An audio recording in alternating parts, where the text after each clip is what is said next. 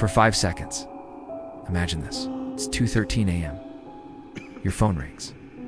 Unknown number. You answer. And on the other end, you're breathing. Not random breathing. You're breathing slow, uneven, exactly matching yours. This isn't a movie plot. This was a real police-reported case from Florida in 2006, later nicknamed by online investigators as the Copycat Caller Case. And what makes it so terrifying isn't ghosts or demons, it's how possible it actually was. Jessica Morales was 23 years old, living alone in a small apartment complex in Miami.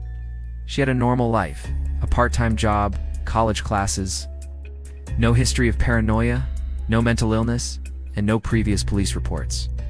The first call came on a Tuesday night, 2:07 a.m. Unknown number, she answered, half asleep. Silence. Then breathing, slow, close to the receiver. She assumed it was a prank call and hung up. The second night it happened again. Same time, same breathing. But on the third night, everything changed. She answered, ready to yell at whoever it was. Silence, breathing, then a whisper. I'm inside. She froze. Her apartment was small.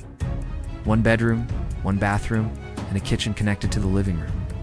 She checked every door locked, windows shut. There were no signs of forced entry. She called 911 immediately. Police arrived within minutes. They searched the apartment thoroughly, closets, under the bed, the bathroom vent, the balcony. They found nothing. No intruder. The officers assumed it was a stalker trying to scare her. They advised her to change her number and stay with a friend for a few days. But the calls didn't stop. They got worse. The next evening at 6 p.m., in broad daylight, her phone rang again. Unknown number. This time, when she answered, she heard something different. Her own voice. Not speaking, but repeating the small, nervous sound she makes before saying hello. A slight throat clear, a soft inhale. Jessica hadn't even made that sound yet. It played before she had a chance to react. She dropped the phone. This was no longer just breathing. Someone was mimicking her in real time. Police escalated the case. They contacted the phone carrier to trace the calls. But what they found made no sense. The calls were technically originating from her own number. Not spoofed, not masked, internal. It appeared as though her phone was calling itself. Investigators suspected SIM cloning, a rare but possible form of phone fraud, where someone duplicates your SIM card to intercept calls and messages. But there was no evidence her SIM had been duplicated, no unusual outgoing calls, no billing anomalies. Still, they replaced her SIM card. The calls continued. Different number now. Same breathing, same pattern. Then came the final night. 2:11 a.m. She didn't answer this time. She let it ring. The voicemail notification appeared seconds later. She listened. At first, silence, then movement. A faint shifting sound, then breathing, then a whisper. You didn't check the closet? Jessica ran to her bedroom and threw open the closet door. It was empty. But something was wrong. Her clothes were slightly moved. Not thrown around, just disturbed, as if someone had brushed past them. Police returned, this time bringing a forensic team. No fingerprints, no forced entry, no hidden cameras. But one thing stood out. The apartment building's back hallway security camera had recorded something earlier that evening. At 1:43 a.m., a maintenance door at the rear of the building opened for just 11 seconds. No one was visible entering. No one was visible exiting. The camera angle didn't fully cover the hallway.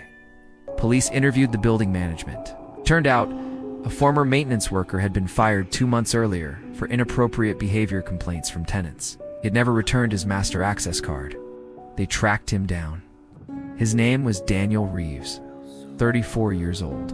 No violent record, but multiple complaints of him lingering around female tenants' units after hours. When police searched his residence, they found something chilling. Audio recording equipment, directional microphones, and dozens of labeled folders on a laptop. Each folder was named after an apartment number, including Jessica's. Investigators discovered Daniel had been using long-range parabolic microphones to record tenants through their thin apartment walls and windows. He wasn't inside her apartment. He didn't need to be. He had been sitting in the vacant unit next door, one that had been unoccupied for weeks, sexessing it through the unused maintenance hallway. He'd recorded her breathing, her movements, her voice. Then he used editing software to loop and replay those sounds during the calls. The whisper "I'm inside" wasn't random. He was inside the building, just not inside her apartment. The closet comment. That was psychological warfare. He had observed her closet light turning on and off through the window angle days earlier. He guessed she would check it, and it worked. Daniel was arrested and charged with stalking, illegal surveillance, and telecommunications harassment. The case never became nationally famous because there was no murder, no physical assault, just something arguably worse. Proof that someone can invade your space without ever stepping inside. Jessica moved out of the state. She changed her number, deleted her social media. She later stated in an interview that the most disturbing part wasn't the breathing. It was hearing herself before she made a sound, because it meant someone had studied her long enough to predict her. Here's the uncomfortable truth. There was no supernatural element, no demon, no glitch in the system. It's just obsession, technology, access, and patience. And if you think this kind of thing can't happen today, you're wrong. Surveillance tools are cheaper now. Audio equipment is more advanced. SIM cloning is easier. And most apartment complexes still reuse master keys. Fear doesn't always come from the shadows. Sometimes it comes from someone sitting quietly on the other side of a wall. So tonight, before you sleep, ask yourself something simple. How thin are your walls? And who knows your patterns? If you want more real documented cases that don't rely on fake jump scares or exaggerated myths, subscribe to ObscureLine Files.